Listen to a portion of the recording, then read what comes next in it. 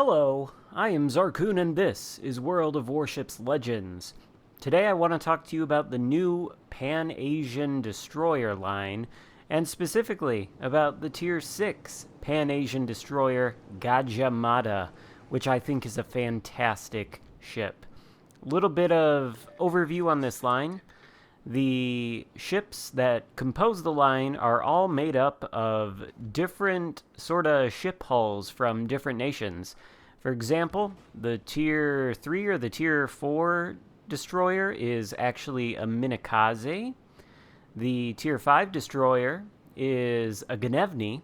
This particular destroyer, the Tier 6 one, is essentially a Jervis, although it does not get the 360-degree rotating turrets. And then the Tier 7 is a Benson. And the thing about all of these destroyers, from so far as I can tell, I've only played the Tier 5 and the Tier 6 one.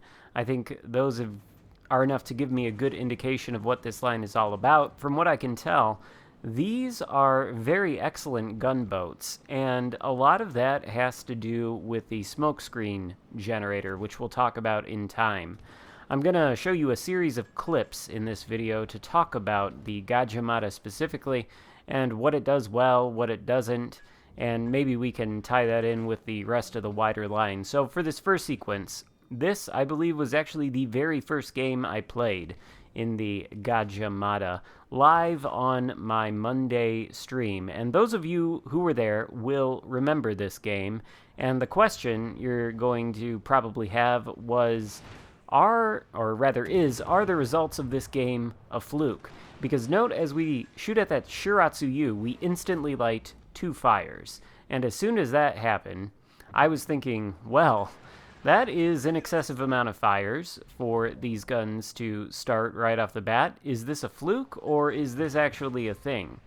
Well, the Gadjah Mada, being essentially a Jervis, although I don't think it is technically the same class of destroyer as a Jervis, it is a Royal Navy destroyer of some kind, essentially. It has 120mm guns, usual size of the British destroyers.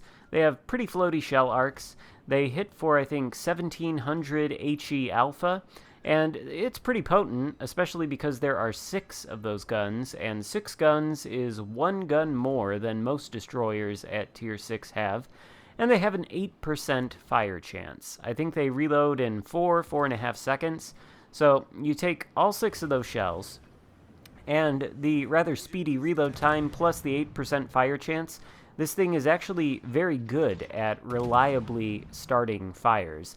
Now, we're up to 2 so far in this first game here, and you can see that these HE shells, they do hit pretty hard versus enemy destroyers, so if you are not a dedicated gunboat destroyer, getting into a fight with one of these things may not go super well for you. Although, if you are a dedicated gunboat destroyer, you could probably give this thing a run for its money pretty easily. In any case, we're up to 2 fires. We're going to smoke up now and start shooting at this Pensacola, and just take a look at how many fires we get when we shoot at him. There is, never mind, I thought that was going to be one. I think the second salvo actually lights 1. No?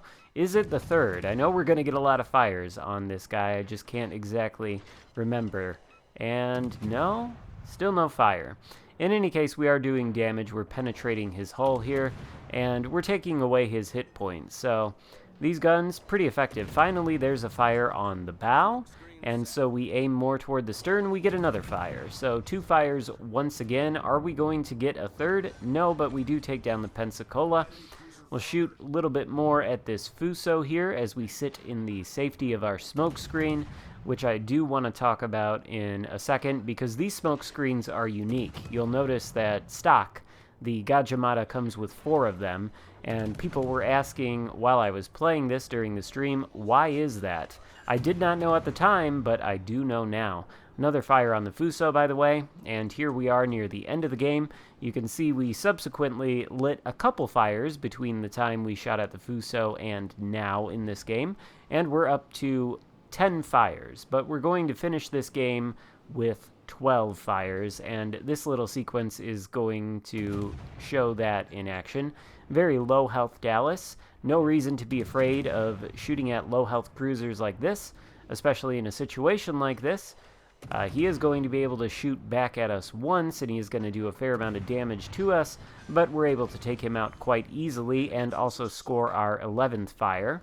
And then there is the aircraft carrier, Tier 5 Visar. And we're going to smoke up, start shooting at him, and I think pretty quickly we're going to get our 12th and final fire. And again, this was my very first game in the Gadjah Mada.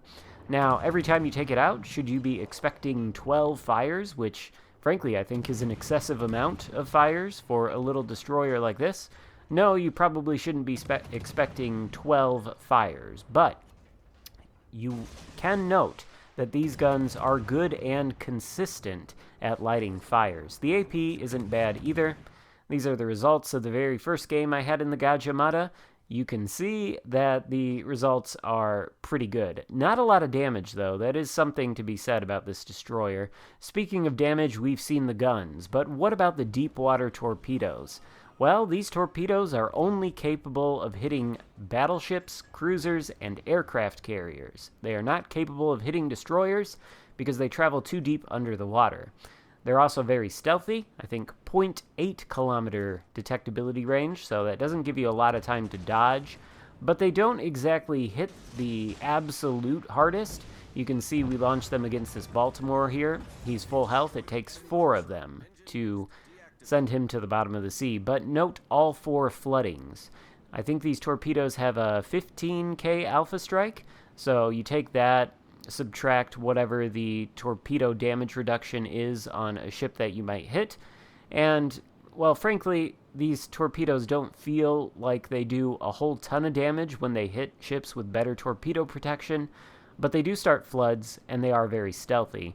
So, again, it doesn't give the larger ships that you're shooting them at a lot of time to dodge. But here's where we get into, I suppose, the meat and potatoes of this look at the Gadjah Mada. I think this sequence in this game demonstrates what this destroyer does well and how you're supposed to play it. So we're getting into a capture circle here in the beginning of the game, the alpha cap. We're parking our ship, and very soon we're going to smoke up. Now, I alluded to the smokes a little bit in the beginning, and the smokes, there are 4 of them at base. Why is that? Most destroyers typically get 2 smokes at base, unless they're the British destroyers, which get 6 smokes at base. Well, here's the stats on this smoke screen generator. It disperses smoke for 30 seconds. So when you hit the button to activate the consumable, you've got 30 seconds of dispersion on this smoke. This means you can make a pretty big cloud, kind of like the American destroyers, but maybe not quite as big. And then when the smoke screen stops dispersing, you have a 70-second time for it to stay on the surface of the water. So 1 minute and 10 seconds. That's how long these smoke screens last after they're done generating. And as soon as the smoke screen is done generating, the reload counter begins for the consumable to cool back down and become available once more. The reload timer is 120 seconds. So, if you take 120 seconds minus the 70-second duration of this smoke screen, you get 50 seconds.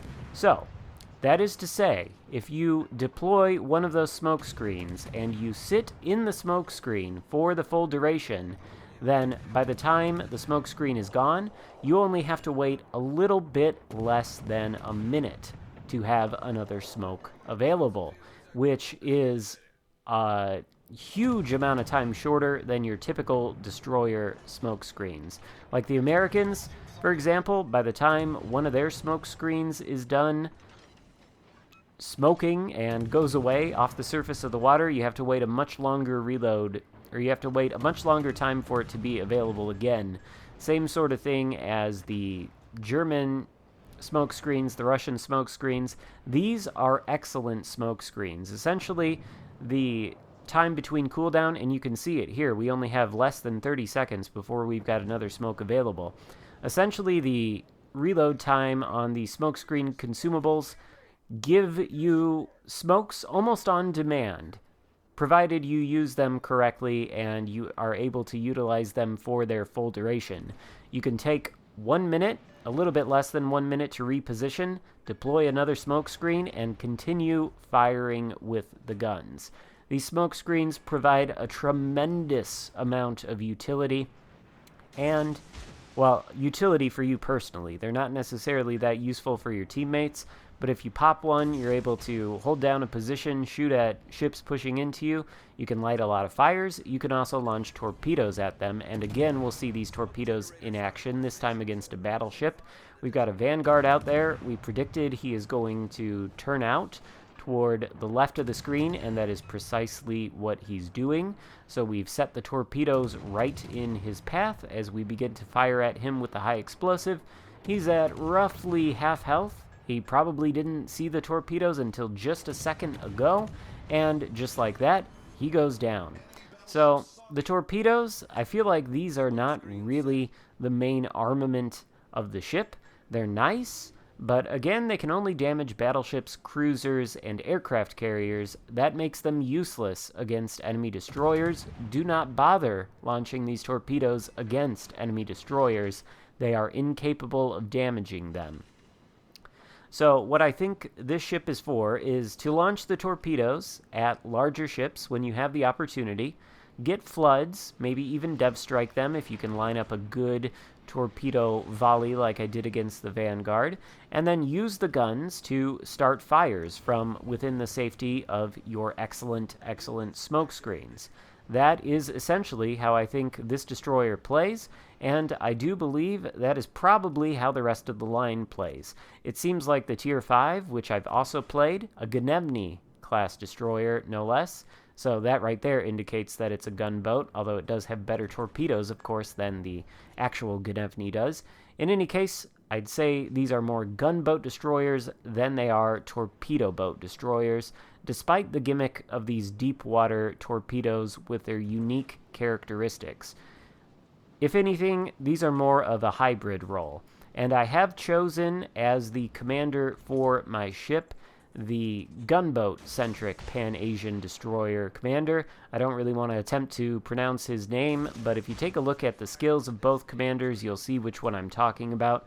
The other one is more torpedo-focused. With him, you can get these torpedoes ranging out further. They only have an 8 km base range, so you can get them out to potentially 9 kilometers. They do have a long reload time, 120 seconds, which you can reduce with the other commander choice. And if you want to take the fragile threat skill and apply it to the commander build on that more torpedo-focused commander, his base trait further reduces the detectability of destroyers. So if you combine that base trait with Eric Bai and Jerzy Swirsky, you can get the concealment, at least on this destroyer, down to less than 5 kilometers. Right now I can only get it down to 5 kilometers because I don't really have all the necessary points invested into the Pan-Asian Destroyer Commander, but if you get him to rank 16 and a couple legendary levels, and you use Swirsky and Bay as inspirations on him, I'm pretty sure you can make these destroyers rival the stealthiness of the IJN torpedo boats, and then maybe under that kind of build, you could play it as more of a torpedo-focused destroyer than a gun-focused one. But I suppose that's really sort of a matter of your playstyle. I tend to like the gunboat destroyers more, and I tend to like speccing into the guns more. But one thing I don't think you should use, actually we'll get to that in a second, take note of this Ochakov coming at me. This particular destroyer commander I'm using, the gunboat one, he has a skill that gives you increased penetration angles on your armor piercing. And the armor piercing on this ship, when you get close enough to cruisers, pretty good. 3 citadels on that Ochakov. I'm confident we would have destroyed him in the next salvo had our teammates not come and taken him out for us. This game, though, is about over. I think we're going to spend the rest of it just essentially doing the role of a destroyer and spotting the enemy ships for our teammates to shoot at. Very meat and potatoes work. We are not going to finish with a high damage, and I really haven't gotten a high damage game in this destroyer. It's honestly not really about that, but it is so effective with these smoke screens and its firepower at simply winning games. I haven't lost too many games in this destroyer as I've played it. I think it's actually an excellent ship and I like it a lot. But one more thing I want to comment on is you can use radar on this destroyer. There's an enemy Gadjah Mada out here who has just radared us. Radar is only 15-second duration, and it only has a 7.5 km range. That, I feel like, makes its utility not super great, especially in comparison with the Xarkun, which has a 9-kilometer radar, although that only lasts for 15 seconds too.